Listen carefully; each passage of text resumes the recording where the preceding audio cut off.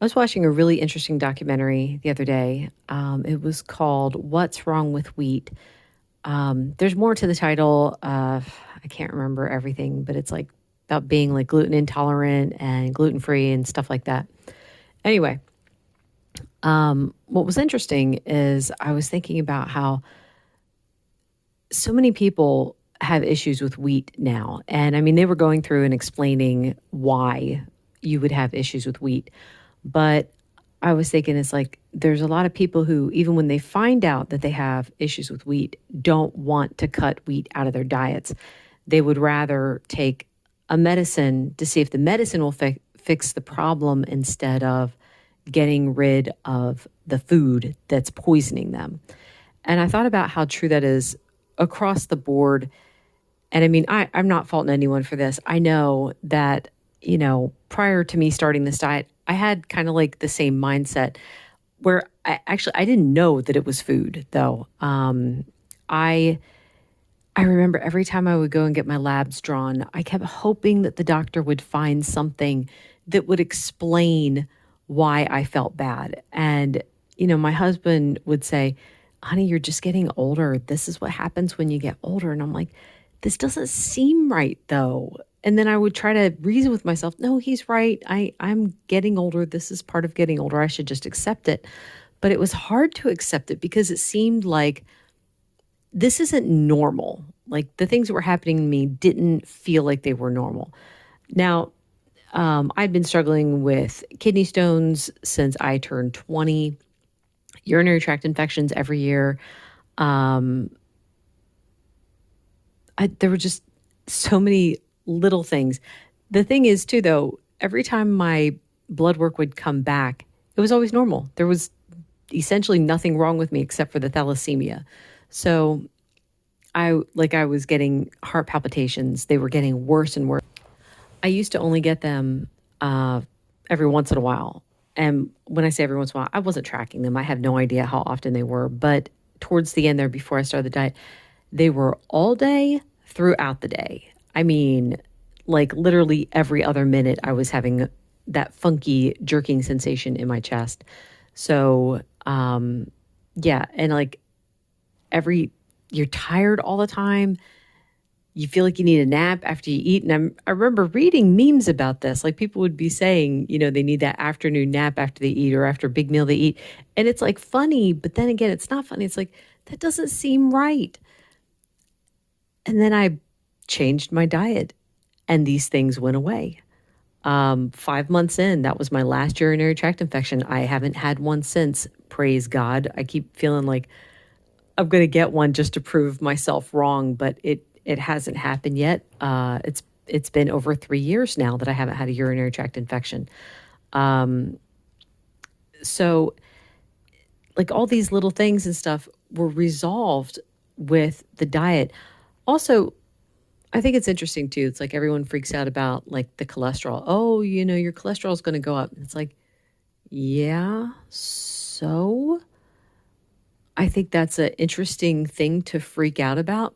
My numbers were all fine before I went on this diet. Like the cholesterol was creeping up slowly, but it was within range. The doctor didn't have a problem with it. Same with my triglycerides. My HDL was kind of low, but, according to those numbers, I was spot on perfect. And then I start the diet and sure enough, my LDL went up. Now it did not go up real high. It just went up high enough that the doctor's like, well, it's time to think of a statin. These numbers indicate to me that you've got familial hypercholesterolemia. Boy, that's a mouthful. We'll just say FH moving forward. Anyway, it's funny that she said that it was FH because, well, that means that I should have had it all along, but I didn't get it until I started this diet. So no, I don't have FH. But the thing is, my triglycerides came down with the diet. My HDL went up with the diet. And my fasting glucose, that was also slowly creeping up. I never had my A1C checked. I didn't know. Actually, I wish I had gotten it checked before I started the diet so I could have baseline to go by. But I think I was at least pre-diabetic. I just didn't know. Anyway, so point is, Yeah. As the cholesterol numbers, my so-called bad cholesterol went up, my doctor's trying to put me on a statin, and I told her I didn't want to do it. And she's like, well, let's just punch your numbers into my risk calculator. And she punches them in, and it came back with a 1% chance that I could have a heart attack in the next 10 years. I'm like, yeah, I'll take that 1%. That's fine by me. So here, all of the issues that I was having before that I kept hoping she could diagnose something and give me medicine for, all of those issues were resolved by changing my diet. Now, what's kind of sad is there are family and friends that have known me since the beginning, and they see the change, and they don't want to make the change themselves because I think they link it too much to, well, it's just weight loss. Like, no. It's not weight loss. Everything changed. I feel so much better. I didn't lose weight. I gained health. Yes, the weight came off, but that wasn't that did nothing for me. The weight coming off was just a nice benefit on the side. That didn't fix my health issues. Because I know I lost 50 pounds on Weight Watchers and my blood pressure went up twice. So the weight loss didn't make me healthy. It was getting rid of the poison that made me healthy. Yeah. There's no magic pill that can give you your health. I mean, I'm sure there's certain health issues out there where it can't be fixed through diet. I can't think of any off the top of my head. Yeah, I'd have to think about that one for a bit. But there are so many health issues that can be fixed through your diet. Why pay and take the medicine? Because the medicine comes with problems.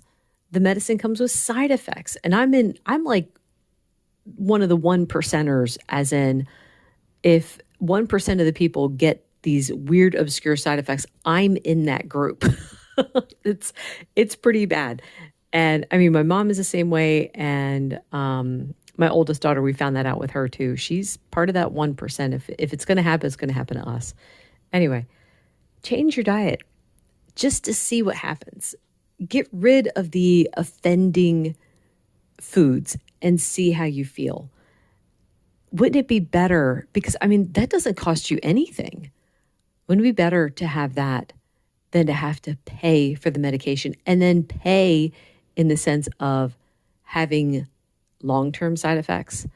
I mean, statins alone, there is a massive list of side effects that come with them that to me is a bit more scary than having a heart attack.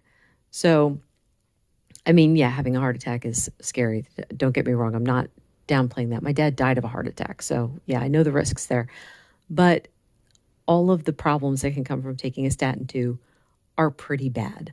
So to me, changing your diet is the smallest, easiest step that you can do. When I say easy, I know everyone's like, oh, it's not easy to change your diet. I know. But you can if you have the right motivation. If I did it, so can you. Anyway, that's it for my rant today. Thank you so much for listening. Bye.